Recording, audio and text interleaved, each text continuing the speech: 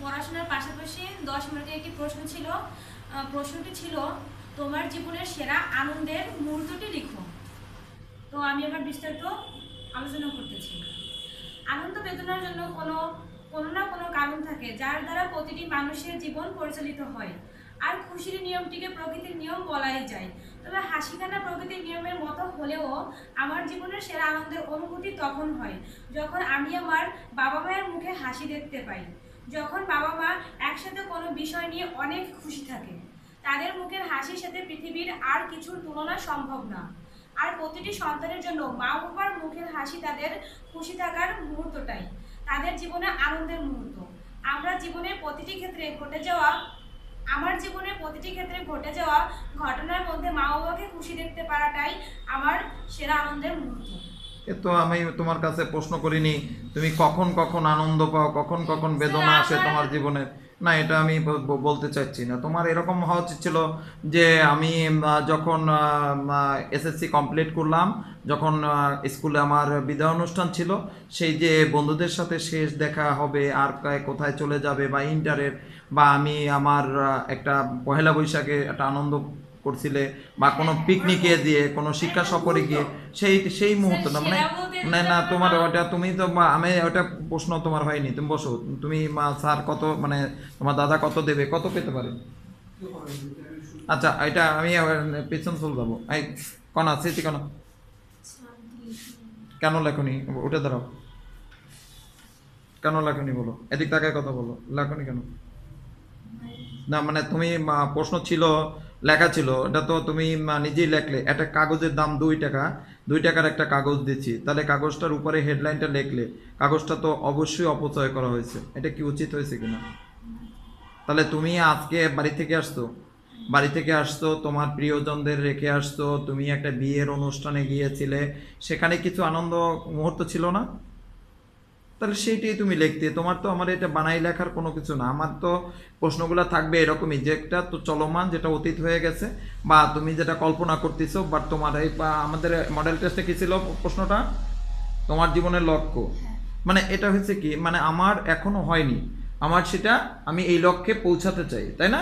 সেটা হচ্ছে আমার স্বপ্নটাকে আমি লিখতে বলছি। আজকে লিখছি যেটা আমার অতীত হয়ে গেছে, যেটা ঘটে গেছে সেটাকে। তাহলে আমার সেটাকে অবশ্যই আমার লেখা উচিত ছিল। পরবর্তীতে কোনো লেখা কখনো ছেড়ে দেওয়া যাবে না, ওকে? কারণ এখানে পড়লে নিজের মতো চলা যাবে না, আমার মতো চলতে হবে। যদি আমার মতো না চলতে পারে, তাকে কিন্তু আমি টোটালটাই আমি পড়াবো না। কারণ আমার হচ্ছে তুমি যখন কষ্ট পাবা ফেল করে, তোমার চেয়ে কষ্ট আমরা বেশি পাবো যারা আমরা ক্লাস নিব। বুঝতে পারছো? যে এখান থেকে ফেল করে কষ্ট পাবে, আমরা তার চেয়ে আমাদের সেইটা ডিসক্রেডিট মনে হবে, কারণ আমরা ওইভাবে ব্যাচ করাই না। আমাদের এরকম পারি না, পারবো না, আমাদের কোনো স্টুডেন্ট এটা আমরা তৈরি করব না। আমরা পারি, আমরা পারবো। আমি পারবো না কেন, এই কথাগুলো আমার মনের ভিতরে সবসময় জব করব, মনে থাকবে? আচ্ছা, এবারে জয়ের কথা, জয় কি লেখছো বলো। আজকে আমাদের মানে প্রশ্ন ছিল এমসিকিউ 25 মার্কের, তার পাশাপাশি 10 মার্কের একটা লেখা ছিল। প্রশ্নটা ছিল, তোমার জীবনের আনন্দের মুহূর্ত লেখো। আমার জীবনের আনন্দের মুহূর্ত হলো আমার এইচএসসির ফলাফলের কথা মনে পড়ে। কারণ আমি যখন এইচএসসি পরীক্ষা দিয়েছিলাম, তখন আমি খুবই অসুস্থ ছিলাম। অনেক কষ্ট এবং নানা ধরনের সমস্যার মধ্যে দিয়ে আমি পরীক্ষাগুলো দিয়েছিলাম। আমি কখনো ভাবিনি আমি এত ভালো রেজাল্ট করব। সবাই হয়তো ভাবতে পারে ভালো রেজাল্ট করছি মানে এ প্লাস পেয়েছি, কিন্তু তা নয়, এ প্লাস পাইনি। তবে একজন শিক্ষার্থী এ প্লাস পেলে যতটা খুশি হয়, আমি সেই দিন তার থেকেও বেশি খুশি ছিলাম এবং আনন্দিত ছিলাম 4.83 পেয়ে। কারণ আমি আমার আশার থেকে অনেক বেশি পেয়েছি। আর মানুষ সাধারণত চাওয়ার থেকে বেশি পেলেই অনেক বেশি আনন্দিত এবং অবাক হয়। আমার অন্য যে সার্টিফিকেট আছে সেগুলোতে 4.50 বেশি আছে, কিন্তু সেগুলো পেয়েও আমি এত খুশি ছিলাম না। কারণ আমার জীবনে একটাই লক্ষ্য, একজন চিত্রশিল্পী হওয়া। আর আমার এই লক্ষ্যে পৌঁছানোর জন্য এই ফলাফলটা খুবই গুরুত্বপূর্ণ ছিল। সেজন্য এটি আমার জীবনের সবথেকে আনন্দের মুহূর্ত। ভগবানকে সহস্র কোটি প্রণাম আমাকে এমন একটি আনন্দের মুহূর্ত উপহার দেওয়ার জন্য। ও সুন্দর, এটা করতালি দেই সবাই, দে করতালি। আচ্ছা, তোমার এই টপিকসটা লিখতে পেরে তোমার কেমন লাগছে বলো? অনেক ভালো লাগছে, কারণ আমি নিজের মনের কথাগুলো মানে তুমি যেভাবে লিখছো, আমি বিষয়টাকে এখন ভেঙে দিই। মানে এটা মানে 9, 10 বা 6-7-এ, বাট অনেক অনেক দিন। কিন্তু তোমার ওই রেজাল্টটা কত তারিখে দিয়েছিল একটু বলো তো? রেজাল্টটা দিয়েছিল 8 তারিখ। কোন মাসের 8 তারিখ? জানুয়ারি মাসের, ফেব্রুয়ারি মাসের 8 তারিখ। তো মানে কি আনন্দ, কি আনন্দ! সেই আনন্দর এইটাই তুমি ভুলে গেছো, কনসেপ্টটাই ভুলে গেছো যে মাত্র এই মাস, এই ফেব্রুয়ারি মাসে যদি 8 তারিখ তোমার রেজাল্টটা পাবলিশড হয়ে থাকে, তার মানে মাত্র কদিন আগে। মানে সেটা তোমার তো কোনো টপিক্সের ভিতরে লেখাই ছিল না। মানে তুমি যেটা লিখেছো সেটা মনে হচ্ছে বিগত তোমার আজ থেকে 10 বছর আগের কোনো লেখা। কিন্তু তোমার ওইটা সেন্টেন্সটা যদি একটু ওইভাবে লিখতা যে মাত্র কয়েকদিন আগেই আমার মনে হয় সেরা আনন্দটি ঘটেছিল, যে আমার এবারে যে আমি এইচএসসি পরীক্ষায় পাশ করেছি সেই ফলাফল পেয়ে আমি এতটা আনন্দিত হয়েছিলাম, তারই কিছুটা আমি বর্ণনা করলাম।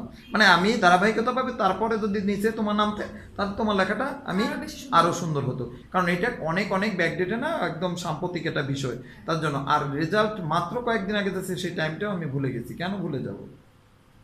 তার কেমন আনন্দ পাইছো, বাট কেমন তোমার কাছে স্মরণীয় সেটা কিন্তু তোমার অবশ্যই টাইম, তোমার অবশ্যই তোমার সময়টা তোমার কিন্তু মনে রাখতে হবে। ঠিক আছে? তো আমরা সবসময় আমাদের শিক্ষার্থীদের সাহস তৈরি করার জন্য, তাদেরকে ক্রিয়েটিভ তৈরি করার জন্য আমরা এভাবে করে থাকি। সম্পা, আমাদের এই যে পড়াশোনাটা, বাট এই যে লেখে আবার পড়তে হয়, এজন্য কি একজন শিক্ষার্থীর জন্য সাহস বা যথেষ্ট পরিমাণে ওখানে বসে আবার যে পড়াটা অন্য বান্ধবী শুনে ফেলবে বা এখানে একজন গেস্ট থাকলে সে শুনে ফেলবে, আমার লজ্জা লাগতে পারে, এই জন্য কি একটু ভালো লেখারও কিন্তু মানে কনফিডেন্স নিজের ভিতরে তৈরি হয়ে যায় যে আমার স্যারের সামনে পড়তে হবে, বা একজন গেস্ট চলে আসতে পারে, একজন স্যার চলে আসতে পারে, তার সামনে দাঁড়িয়ে পড়তে হবে। তাহলে আমার লেখাটার একটু ভিড়টা সুন্দর করতে হবে, তাই না? আমার একটু সুন্দর করে সাজিয়ে লিখতে হবে। তাহলে এটা কি ভালো লক্ষণ না খারাপ লক্ষণ? তাহলে আমরা যে যেটা করছি এটা কি মানে উচিত না, মানে ঠিক না? যদি ঠিক না থাকে আপনারা বললে আমি এটা স্টপ করে দেবো। তবে এক্ষেত্রে আমি ভোট নেব। আমার যদি এখানে 5 জন থাকে, 5 জন, আর যদি 4 জন একদিকে থাকে, 3 জন একদিকে থাকে, তাহলে সেদিকটাই আমরা রাইট পজিটিভ করে নেব। আর এটা প্রতিষ্ঠানটা আমাদের পরিচালনা কমিটি থেকে আমরা যেভাবে করব সেইভাবেই আমরা করে আসছি, যেভাবে করছি আমরা এইভাবেই আমরা বিগত প্রথম থেকে আজকে 13তম ব্যাচের ক্লাস চলছে, তার নাকি 13তম? আপনি কততম ব্যাচের শিক্ষার্থী? তাহলে এইভাবেই চলবে। এই দিকে যদি কোনো শিক্ষার্থী কোনোভাবে অপ্রোচ করে, সে প্রয়োজনে চলে যেতে পারে। মানে তার জন্য আমরা থেমে থাকবো না। তো আমরা সবসময় আমরা অন্যের চেয়ে ডিফেন্ড থাকবো, অন্যের চেয়ে আমরা ডিফেন্ড থেকেই আমরা ভালো একটা অবস্থান গড়ে নেব। আমরা অবশ্যই সকলের সুস্বাস্থ্য মঙ্গল কামনা করছি, এবং যে উদ্দেশ্যে আমাদের এখানে আসছে যারা, আমরা যেন তাদের লক্ষ্যে পৌঁছে দিতে পারি, লক্ষ্যে পৌঁছে দিতে পারি এমনটা প্রত্যাশা রেখে ভিডিওটা এখানেই শেষ করছি। সকলকে ধন্যবাদ জানিয়ে।